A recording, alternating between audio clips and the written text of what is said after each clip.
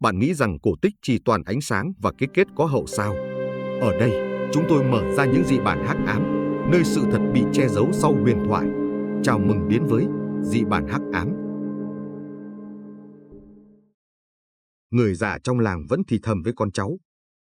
Đêm rằm, đừng ngước nhìn trăng quá lâu, bởi ánh sáng ấy không phải của trời, mà là ánh sáng lọt ra từ một cánh cửa ngục.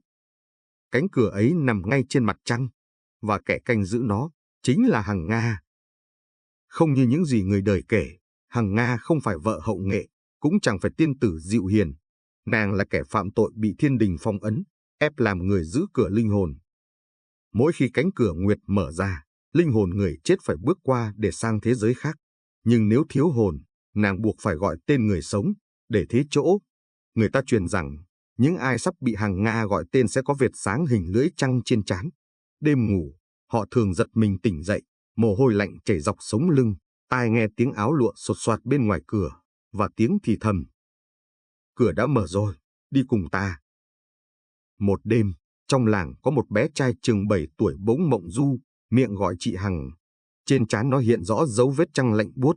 Cha mẹ ôm chặt con, vừa khóc vừa van xin. Nhưng ngoài cửa sổ, bóng một người đàn bà áo trắng cho đã đứng đó. Tóc nàng dài che kín mặt, đôi mắt đen rỗng không nhìn xuyên vào căn nhà. Khi nàng giơ tay, cánh cửa gỗ bật tung.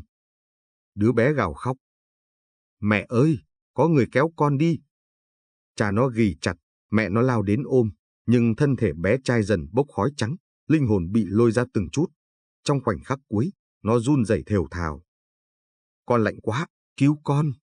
Rồi cơ thể mềm nhũn rơi xuống, còn linh hồn bị hút thẳng lên bầu trời, xoáy vào ánh trăng đỏ đang há miệng. Người trong làng hoảng hốt chạy ra, và họ đều thấy, trên nền trăng máu, một cánh cửa khổng lồ khắc hình nguyệt đang mở hé. Từ khe cửa, hàng trăm bàn tay trắng bệch thò ra, chộp lấy linh hồn. Hằng Nga đứng trước cửa, đôi mắt giống như vực thẳm. Nàng nâng linh hồn đứa trẻ lên cao như một lễ vật.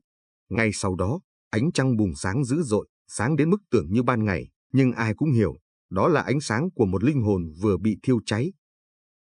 Người làng gào khóc, một số quỳ xuống khấn lạy, nhưng Hằng Nga chỉ cúi đầu, lệ đen trào ra từ hốc mắt. Nàng không cười, cũng chẳng giận dữ. Nàng chỉ làm công việc của kẻ canh cửa, trả món nợ bằng linh hồn nhân gian, để cửa ngục không bung ra. Những thầy Pháp từng tìm cách chặn nàng. Họ lập đàn, thắp lửa cầu trời. Nhưng chỉ sau một hơi thở, cả đàn tế hóa thành tro, trống đồng vỡ vụn. Người ta kể lại, trong cơn gió cuối cùng, vọng xuống một câu. Nếu ta ngừng gọi hồn, cánh cửa này sẽ mở toang. Và khi đó, nhân gian không còn. Từ đó, mỗi rằm tháng 8, dân gian bày mâm bánh, không phải để cảm ơn tiên nữ, mà để trấn an kẻ giữ cửa, mong nàng đủ no, không gọi thêm tên ai nữa. Người già dặn con cháu.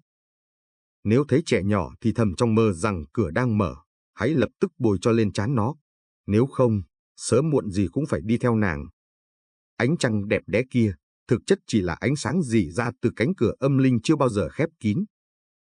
Nhưng đó chỉ là những gì người xưa thì thầm lại. Còn sự thật sau ánh trăng kia, liệu bạn có dám ngẩng nhìn?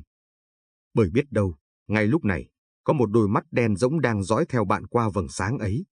Nếu bạn muốn nghe tiếp những dị bản bị chôn vùi trong bóng tối, hãy đăng ký kênh và bật chuông thông báo.